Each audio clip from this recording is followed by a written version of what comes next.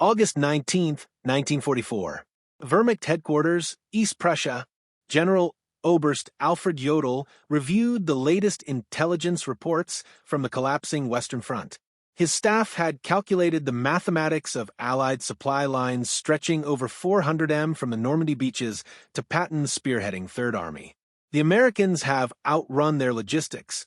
Patton will halt within days, perhaps hours. No army can sustain such advanced speeds without fuel. From his position at Hitler's Wolfschanze headquarters, Jodl analyzed what every German general understood from experience. An armored division consumed 150,000 gallons of fuel daily when advancing. The Americans were now 400 m from their supply depots. The calculation was inescapable.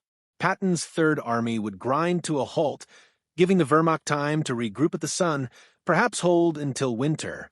What Jodl didn't know was that 125 miles away, 5,958 trucks were already rolling eastward in an endless convoy, headlights blazing in defiance of military doctrine, carrying 12,500 tons of supplies every 24 hours.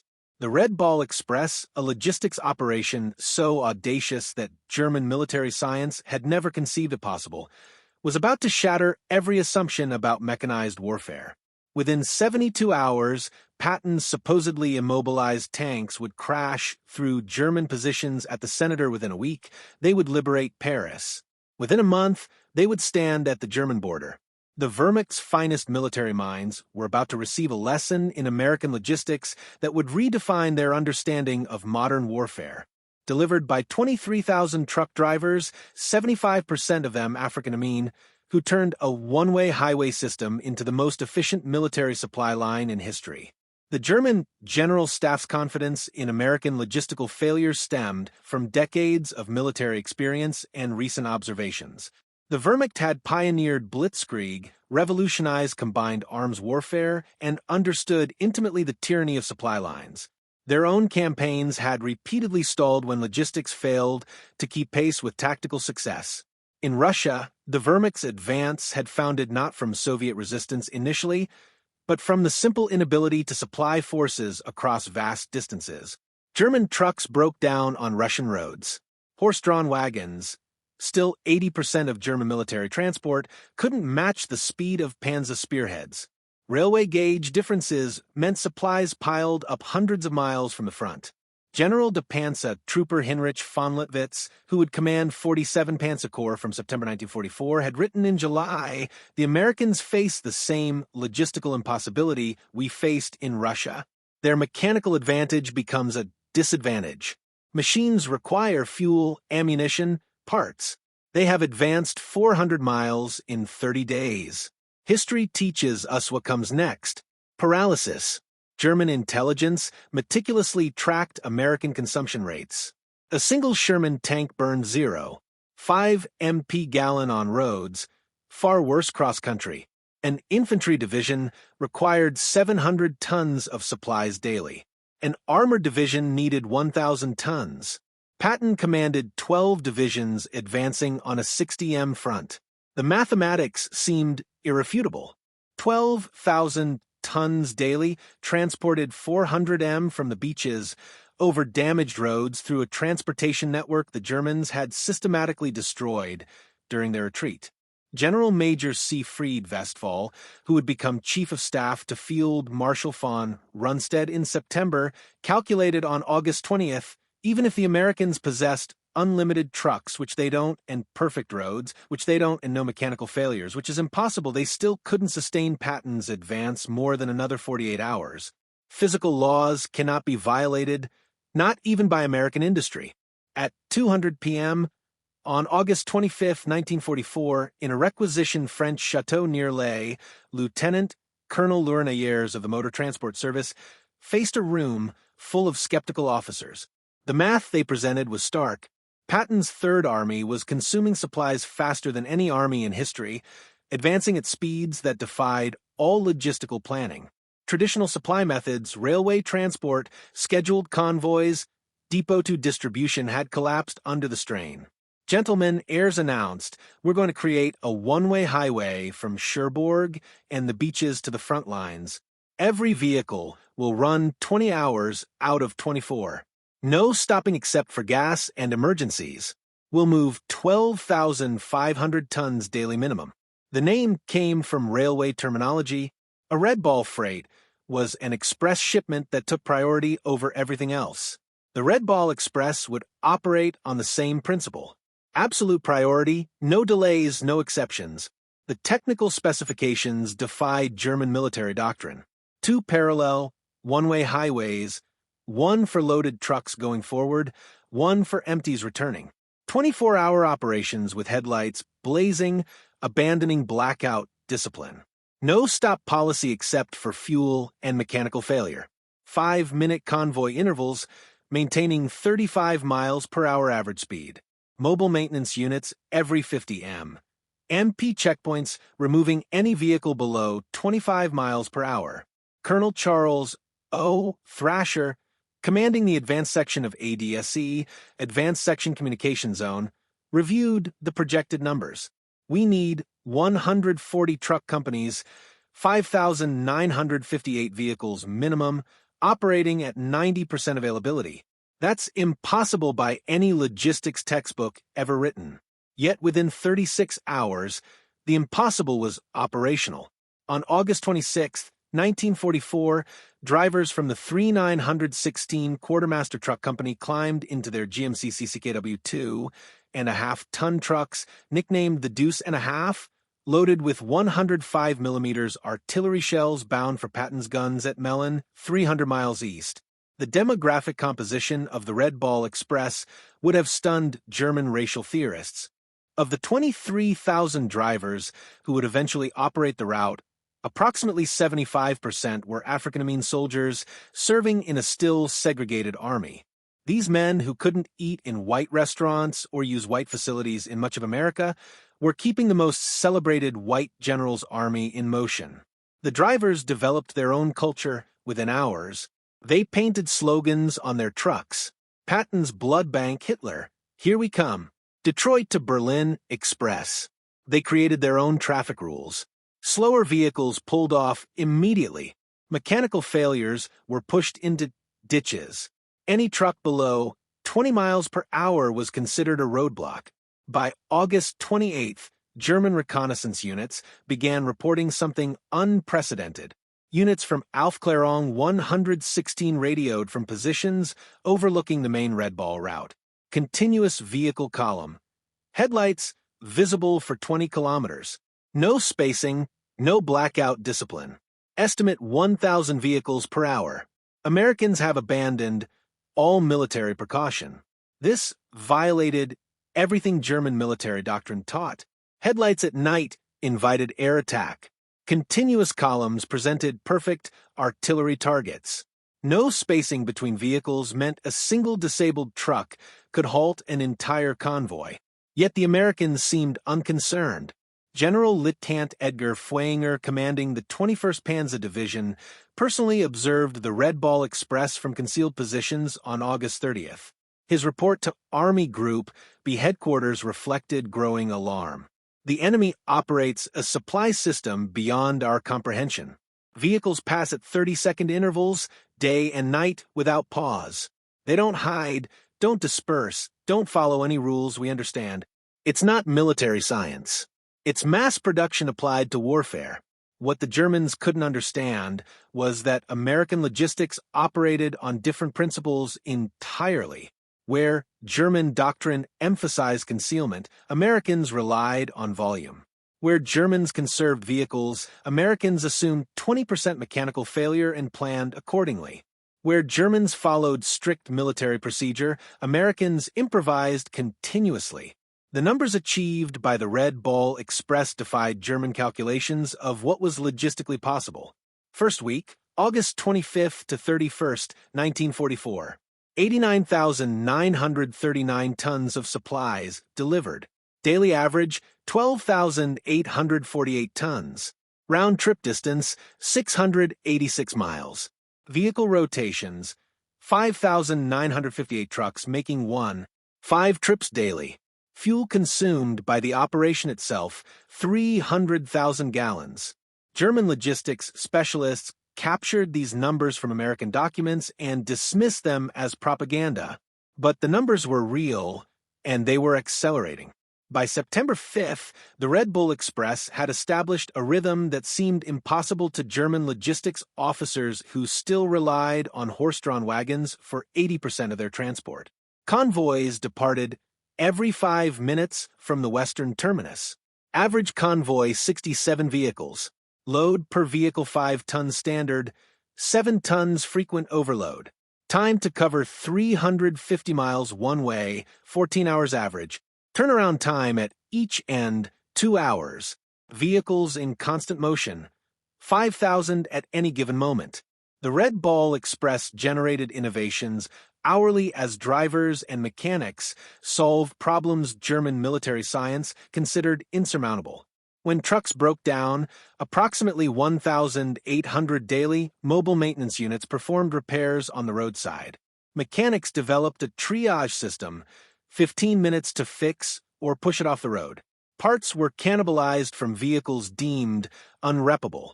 Engines were swapped in 45 minutes using mobile cranes. When the designated Red Bull route became congested, drivers created alternate paths. They commandeered French buses to move personnel and free up trucks for cargo. They borrowed German vehicles, painting them olive drab and pressing them into service. They built bypasses around destroyed bridges using rubble from bombed buildings as roadbed. The Germans, observing this chaos that somehow produced order, couldn't comprehend it. German logistics doctrine emphasized careful planning, maintenance schedules, and proper procedures. The Americans violated every principle, yet their system accelerated rather than collapsed. The most stunning revelation for German observers was American fuel management. The Red Ball Express consumed 300,000 gallons of gasoline daily just for its own operations, more than many German armies received for all purposes. Yet fuel never ran short. The Americans had created a parallel marvel, Operation Pluto, pipelines under the ocean, laying fuel pipelines across the English Channel. By September 1944, fuel flowed through underwater pipes. German intelligence hadn't even detected. Forward fuel dumps were established every 25 miles along the Red Ball route. Tanker trucks ran their own parallel convoy system, ensuring no vehicle waited more than 10 minutes for refueling. General Major Walter Lement observed from aerial reconnaissance photographs. The Americans have fuel dumps larger than our entire strategic reserves. They burn more gasoline-moving gasoline than we allocate to entire panzer divisions. This isn't war as we understand it. It's industrial overflow. The Red Ball Express didn't just supply Pattern's advance. It multiplied its speed exponentially. German military doctrine calculated that an armored division could sustain 20 to 30 miles advance daily under optimal conditions. Patton's divisions supplied by the Red Ball Express averaged 40 to 60 miles daily for weeks. On September 1st, 1944, the 4th Armored Division advanced 35 miles in morning operations, halted for resupply at noon. Red Ball trucks were waiting with fuel and ammunition, and advanced another 32 miles in the afternoon. This 67mm single-day advance shattered German defensive planning, which assumed maximum 30 daily advances. General Oberst Heinz Guderian, reviewing the reports in East Prussia, initially refused to believe them. No armored force can advance 60 miles daily for a week. Mechanical failures alone prevent it. This is propaganda or misidentification. But intercepted American radio traffic confirmed it. More disturbing for German commanders, the Americans were broadcasting their positions openly without code, supremely confident in their ability to move faster than Germans could react. By September 5th, 1944, German intelligence had compiled comprehensive reports on the Red Ball Express. The implications were catastrophic for Wehrmacht planning. Every assumption about American military capability required revision. The report contained observations that defied German military science. Americans wasted vehicles prodigiously, abandoning damaged trucks rather than repairing them. Drivers operated on stimulants for days, violating every principle of personnel management. No camouflage discipline, making the entire system vulnerable to air attack that never came. Mechanical failure rates of 30% daily, simply overwhelmed by redundancy fuel consumption that would bankrupt any European military. Field Marshal Walter Model's response revealed growing desperation.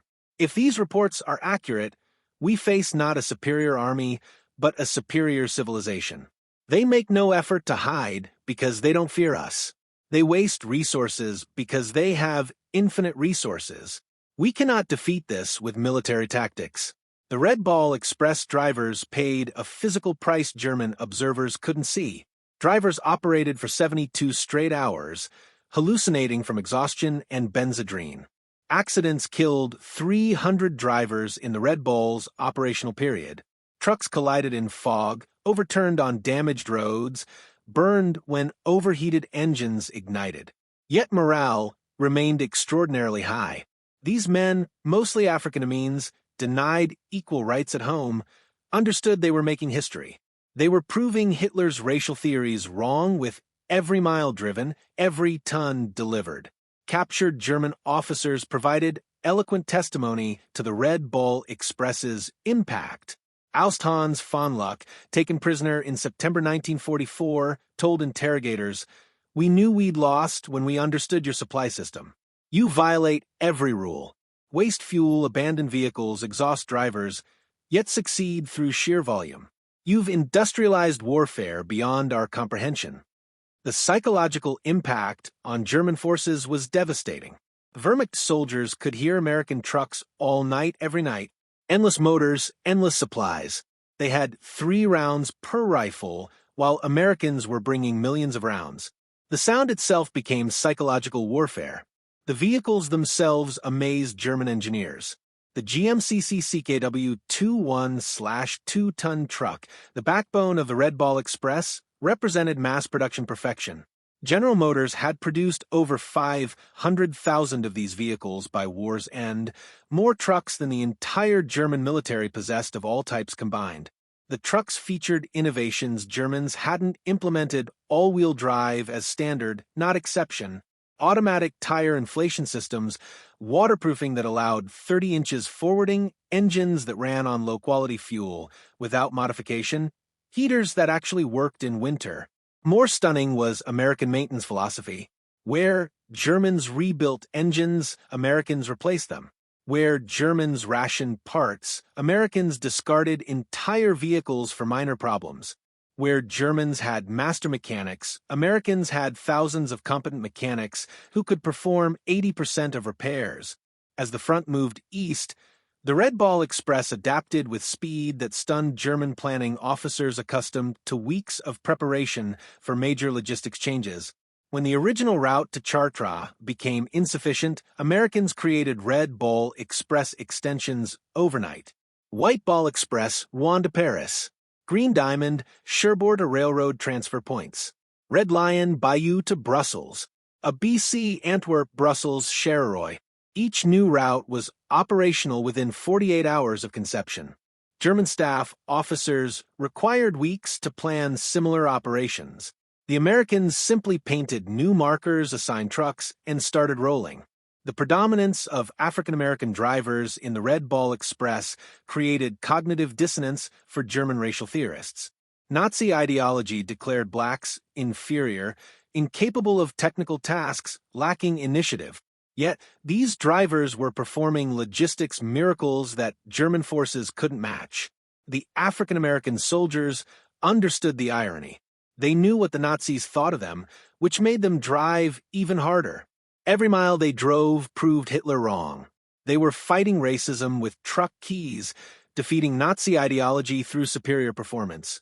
Some German prisoners forced to load Red Bull trucks as laborers found their worldview shattered by working alongside African-American sergeants who calculated weight distributions faster than German engineers who spoke better English than German English instructors who treated prisoners fairly despite everything Nazi propaganda had told them about racial behavior. The Red Ball Express required infrastructure Germans deemed impossible to create under combat conditions. Engineers built or reinforced 40 bridges, created 15 major fuel depots, established 26 maintenance stations, and constructed 8 temporary cities for drivers, all while the operation was running. The bridge at Monty had been destroyed by German engineers specifically to halt American logistics. The Wehrmacht calculated replacement would require 6 weeks minimum. American engineers built a temporary bridge in 14 hours, while Red Bull convoys detoured only 8 m on hastily bulldozed bypass roads. German engineers observed American construction methods with amazement. No planning meetings, no detailed blueprints, just immediate action. They built faster than Germans could destroy, created infrastructure that appeared overnight in French fields. One Red Ball Express achievement particularly stunned German artillery officers: ammunition supply rates that exceeded their highest theoretical calculations. American artillery units fired without restriction, a luxury no German unit had enjoyed since 1942. During the reduction of Metz fortifications in September 1944, the XDX Corps artillery fired 100,000 rounds in 24 hours. The Red Ball Express delivered every round plus 20% surplus. German artillery defending Metz was rationed to 50 rounds per gun per day. The disparity was overwhelming. American guns fired continuously for hours while German artillery officers calculated that such bombardments required 50 truckloads of ammunition per hour. The Red Ball provided it without pause. The Red Ball Express consumed vehicles at rates that would have paralyzed any other military. By late September, mechanical attrition reached staggering proportions. Average vehicle life 10,000 miles. Normal 30,000. Daily deadline rate 30% of all vehicles. Engines replaced 500 weekly. Tires consumed 10,000 weekly. Total vehicles destroyed or abandoned 5,000 plus. Yet the operation never slowed. American production had anticipated such losses. Ships arrived weekly at French ports carrying hundreds of new trucks. Replacement drivers were trained in 2 days and thrown into convoys. German calculations showed Americans destroying more trucks weekly than the Wehrmacht possessed in France. Yet their transport capacity increased rather than decreased. They had achieved something Germans thought impossible: logistics faster than consumption. French civilians along the Red Ball route witnessed American abundance that contradicted years of German occupation scarcity. The psychological impact on occupied populations was immediate and profound. The Red Ball Express drivers, particularly African-Americans, often shared their rations with French civilians despite regulations. Every stop, children would gather and drivers would give them chocolate, cigarettes, soap. The contrast with German occupation was stark. Americans gave away casually what Germans had rationed strictly. German intelligence reported the propaganda impact. French civilians now believe American victory inevitable. They cite the truck convoys as proof. Resistance activity has increased 400% along Red Bull routes. The population that accepted our occupation now actively opposes it. In early September 1944, the Red Ball Express faced its greatest challenge. Patton's Third Army had advanced so far that even the Red Ball struggled to maintain supply rates. The round trip now exceeded 700 m. Drivers were collapsing, vehicles were disintegrating. German intelligence detected the strain. General Deer Pansa, Trooper Hasifan Mantoel, reported September 8th. American supply lines show signs of collapse. Convoy intervals have increased from 5 to 15 minutes. Vehicle speed has decreased. This is our opportunity. But American adaptability again surprised the Germans. Within 72 hours, the Red Ball Express reorganized, created intermediate transfer points, cutting individual runs to 350 miles, implemented driver rotation systems, established forward maintenance bases, doubled the number of assigned vehicles. By September 12th, tonnage delivery had actually increased. The crisis that should have halted Patton only made the system stronger. Supplementing the Red Ball Express, Americans implemented another logistics solution Germans deemed impossible: large-scale aerial supply.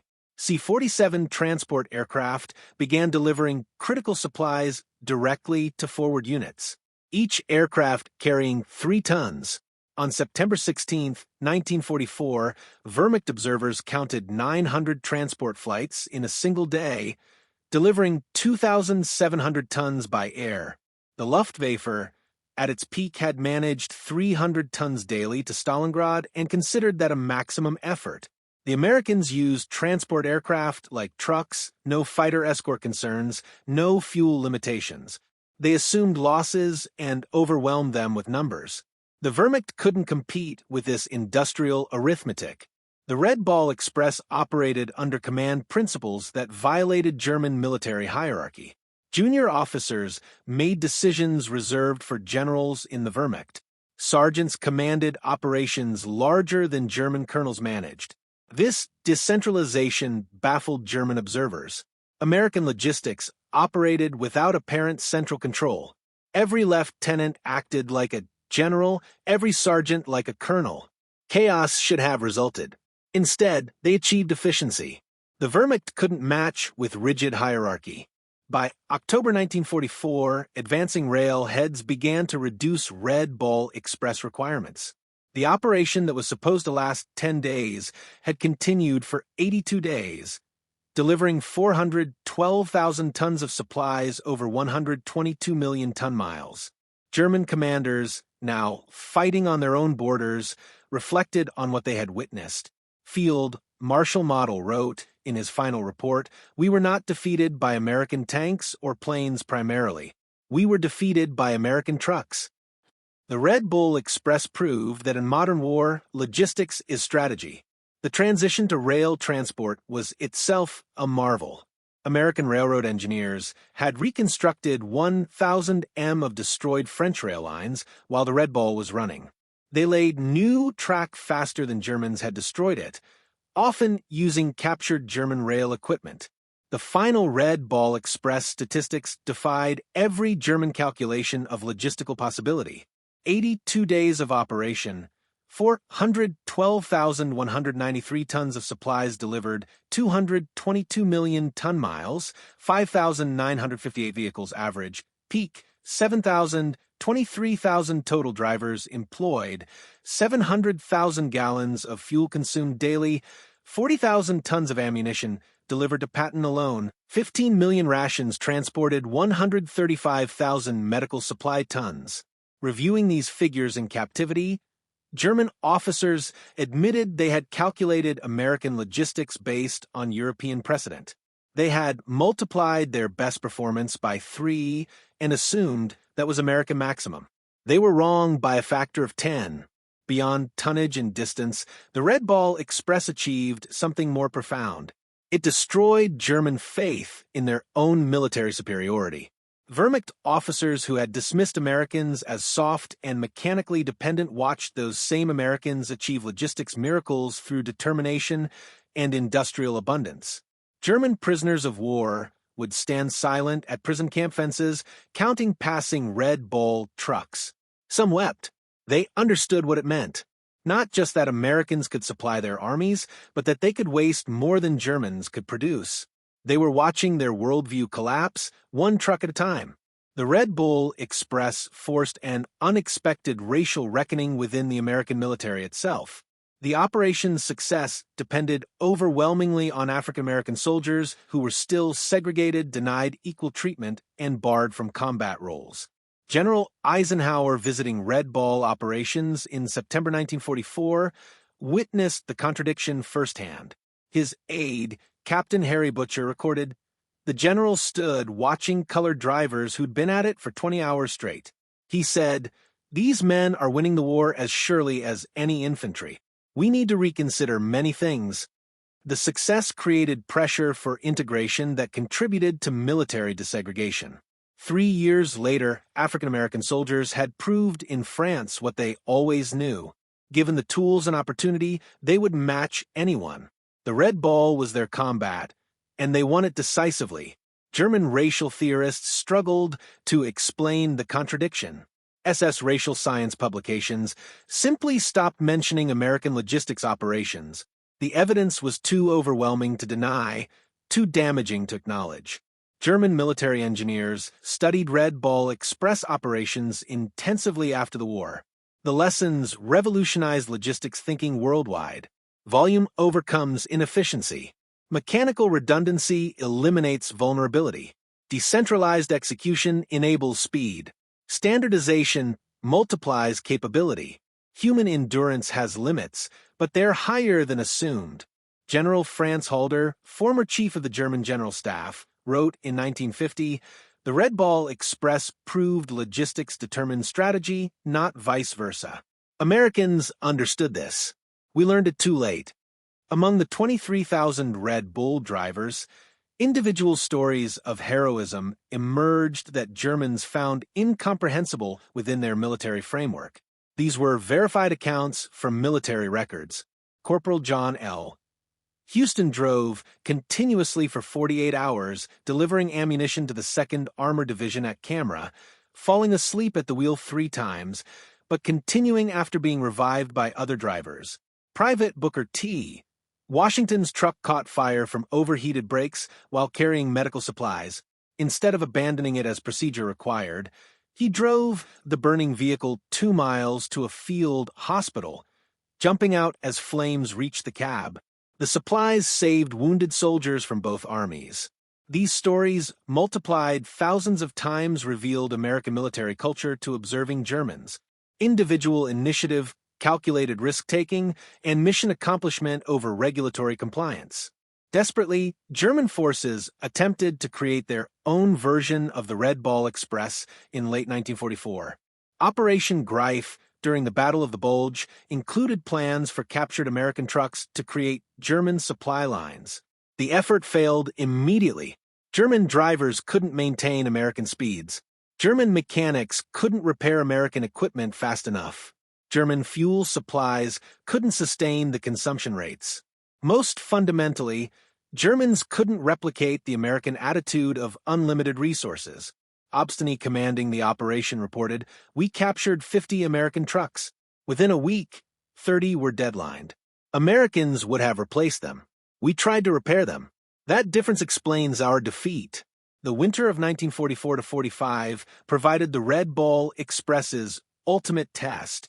Freezing rain, snow, and ice should have stopped wheeled transport. German doctrine stated wheeled logistics became impossible below 10 degrees Celsius. Yet, the Red Bull Express continued. Drivers wrapped chains on tires, poured alcohol in radiators, and kept rolling. Speeds dropped from 35 to 15 miles per hour, but tonnage delivery continued. German observers reported ice-covered convoys moving through blizzards that had stopped Panzer divisions. The Americans had created a logistics system that functioned regardless of weather, terrain, or enemy action. It wasn't elegant or efficient by German standards, but it was unstoppable. In May 1945, captured German logistics officers were required to study Red Ball Express operations for historical records. Their conclusions were unanimous and devastating to German military pride. General de Infantry Friedrich Schultz summarized, "The Red Ball Express represents warfare we never imagined. Americans created a temporary civilization. Thousands of men, thousands of vehicles, millions of tons of supplies that existed only to feed armies, then dissolved when no longer needed. We built permanent infrastructure over years. They created superior temporary systems in days." The most insightful analysis came from General Hegderian, father of German armored warfare. "We invented Blitzkrieg, but never solved its fundamental limitation, logistics. Americans solved it through industrial excess we deemed impossible." The Red Ball Express was not a supply line, but a flowing river of material that drowned our forces. The Red Ball Express cost the United States approximately $100 million in 1944. Vehicles destroyed, fuel consumed, roads destroyed, French claims for damage. German staff officers accustomed to managing scarcity found the figure incomprehensible. Yet Americans considered it cheap. The operation enabled the capture of 400,000 German soldiers, the liberation of France, Belgium, and Luxembourg, and shortened the war by an estimated 6 months. Each day of war cost America $250 million. The Red Ball Express paid for itself in a single day of shortened conflict. Lieutenant General John C.H. Lee, commanding logistics for the European theater, stated, "We wore out 5,000 trucks and 23,000 men to destroy the German army in France. In any previous war, that would be catastrophic losses. In American industrial war, it's acceptable overhead." An unexpected consequence of the Red Ball Express was the revolutionary impact on post-war civilian logistics. Thousands of drivers returned to America with experience operating the world's largest transportation network. These veterans founded trucking companies, designed interstate highways, and created the modern American logistics industry. Companies like Yellow Freight, Roadway, and Consolidated Freightways were started by Red Bull veterans who applied military logistics to civilian commerce. They had learned in France that volume beats efficiency, speed beats perfection, and if you can keep trucks rolling 24 hours, you can move the world. Military historians universally recognize the Red Ball Express as the decisive logistics operation of the European theater. Without it, Patton's advance stops, Paris falls weeks later, and German forces successfully established winter defensive lines. The operation validated American military doctrine that emphasized logistics over tactics. While German officers studied Clausewitz and battlefield maneuver, Americans studied Detroit assembly lines and railroad timmets. The Red Bull Express demonstrated that in modern warfare, the ability to supply forces determines victory more than tactical brilliance. On September 15, 1944, Field Marshal Gerd von Rundert, supreme German commander in the West, received comprehensive intelligence on the Red Ball Express. After studying the reports for hours, he summoned his staff. "Gentlemen," he announced, "we face something beyond military solution. The Americans have created a supply system that makes distance irrelevant. Our strategy assumed their culminating point where advancing forces outrun supplies. That point doesn't exist. They have revolutionized warfare, and we are fighting the last war." His operations officer, Obus Hanspedel, suggested interdicting the Red Ball routes with the remaining Luftwaffe. Von Runet's response revealed complete understanding. "With what shall we interdict? They have 6,000 trucks. If we destroy 1,000, which we cannot, they'll replace them in a week. We'd need to destroy 200 trucks daily just to match their production. We don't have 200 aircraft total." Behind the statistics were human stories that revealed American character to German observers.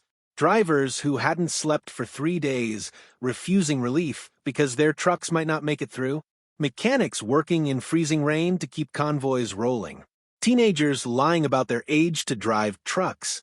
Such stories multiplied throughout the operation created a mythology that demoralized German forces. The Americans were not soft as propaganda claimed.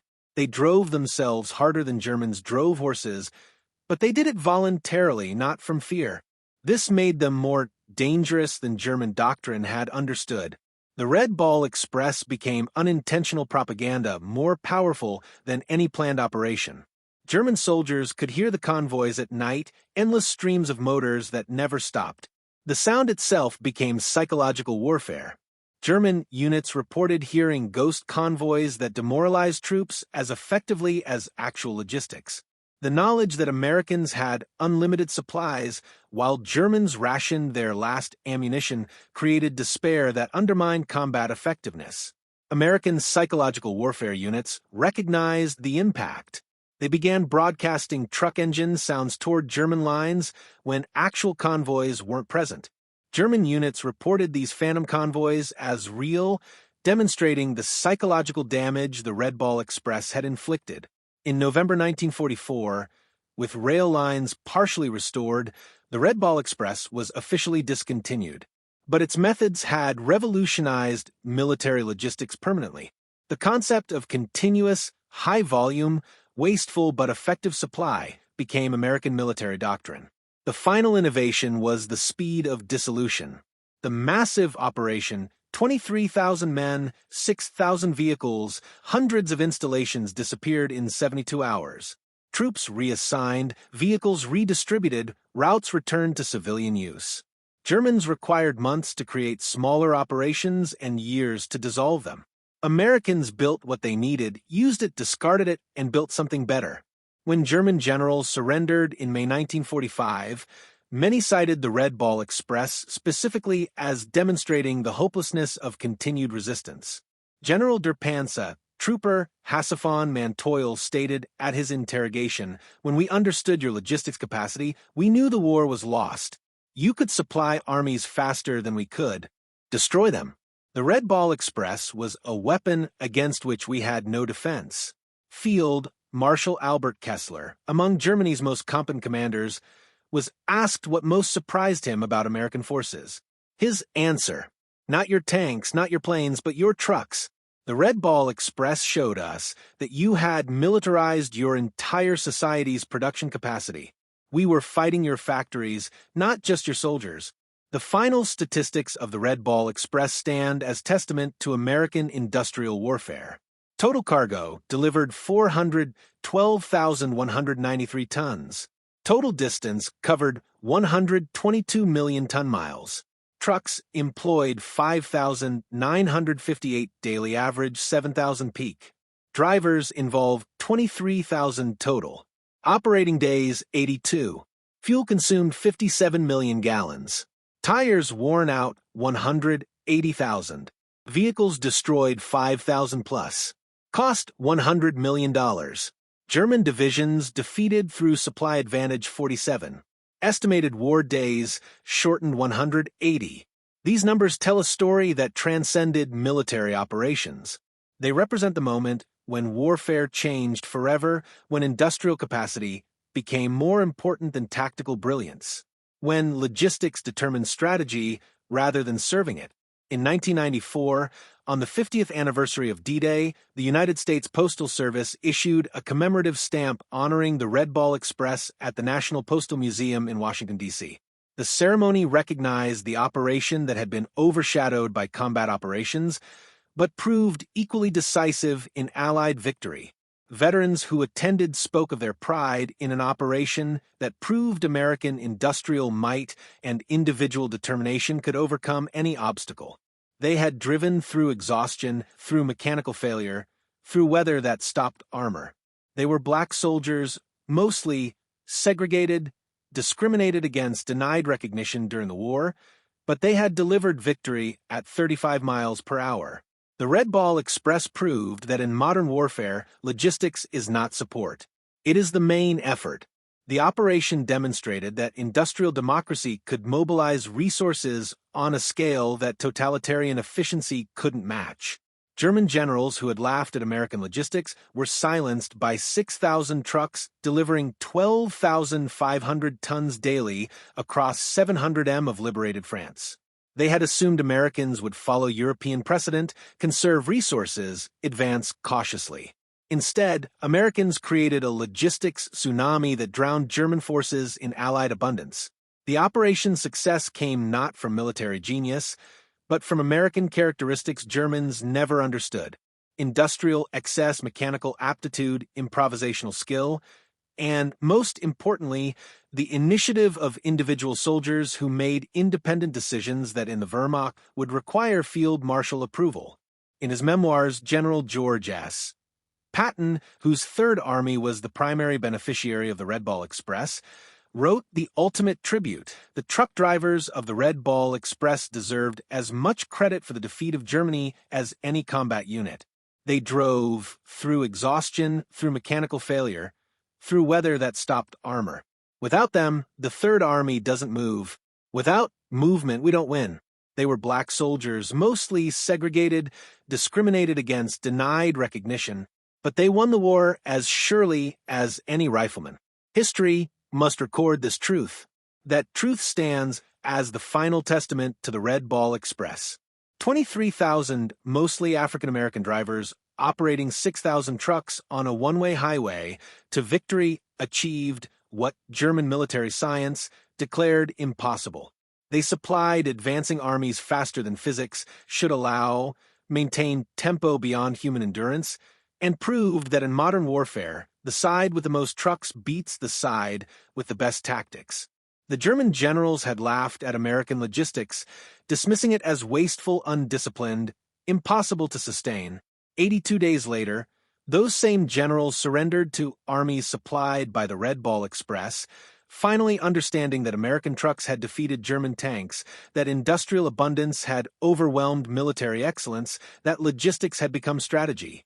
The Red Ball Express ended on November 16, 1944, but its impact echoed through military history. It proved that in the industrial age, victory belongs not to the bravest soldiers or brightest generals, but to the nation that can deliver the most supplies, the fastest, the farthest. The German generals who laughed at American logistics in August 1944 signed surrender documents. In May 1945, defeated by 23,000 truck drivers who revolutionized warfare at 35 miles per hour. Their story deserves its place among the great military operations of history. Not because it was elegant or efficient, it was neither, but because it worked. The Red Ball Express kept Patton rolling, kept the Germans retreating, and proved that in modern war, the convoy of trucks matters more than the column of tanks. The highways of France still bear the scars of the Red Ball Express, ruts worn by overloaded trucks, bridges hastily repaired, roadsides littered with abandoned vehicles. But the greatest monument to the operation is the speed of Allied victory. Every day, the war shortened saved thousands of lives. The Red Bull Express shortened it by months. In the end, the German generals who laughed at American logistics learned the hardest lesson of modern warfare. Amateurs talk tactics, professionals talk logistics, and Americans talk trucks. The Red Ball Express was America talking very loudly indeed in the roar of 6,000 engines that never stopped, carrying democracy and destruction at 35 miles per hour down a one-way road to victory. The last word belongs to a German officer whose name is lost to history, quoted by a Red Bull driver at the 1994 commemoration. Standing beside a road in Belgium, watching the endless convoy of American trucks, the officer said in accented English to his captives, "We prepared for everything. Your tanks, your planes, your ships. We never prepared for your trucks. How do you defeat an enemy who has more trucks than you have soldiers?" The answer rolled past him at 5-minute intervals, driven by exhausted Americans who were rewriting the rules of warfare, one delivery at a time. The Red Ball Express had made logistics into strategy, supply into victory, and trucks into the most decisive weapon of the European war. The German generals stopped laughing when they understood this truth, but by then Patton was already at their gates, supplied by the greatest logistics operation in military history.